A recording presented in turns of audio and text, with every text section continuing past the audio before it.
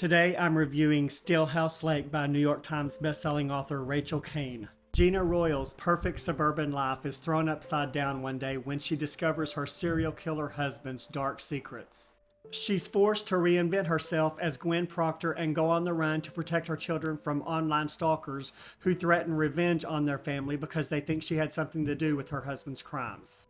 Once they're settled in Stillhouse Lake, Gwen finally finds refuge in their new home, and she's hopeful that her children can finally have the peaceful life that they deserve, until a dead body shows up in the lake as she starts receiving threatening letters.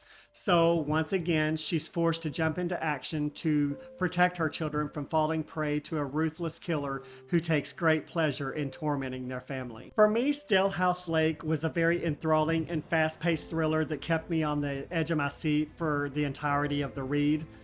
I also understand, as an avid thriller reader, that sometimes we have to find a way to suspend reality in our minds for a short period of time for the sake of a good book. And normally I don't have a problem doing that.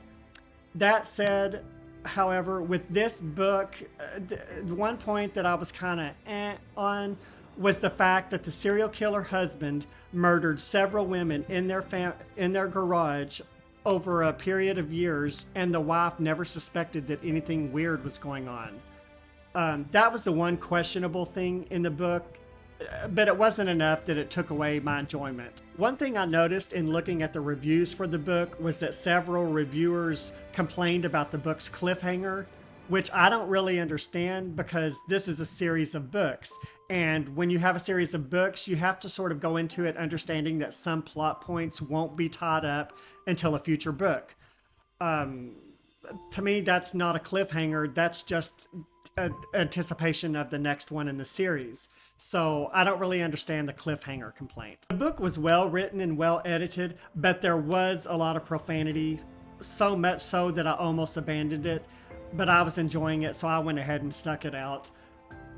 That said, if you're extremely sensitive to profanity, you might want to consider skipping this book. It has over 4,000 five-star reviews on Amazon and an overall rating of 4.5.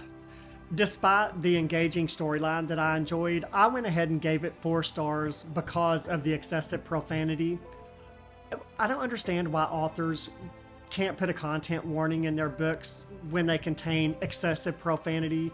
I feel like that might help reduce a few bad reviews, but I guess that's neither here nor there.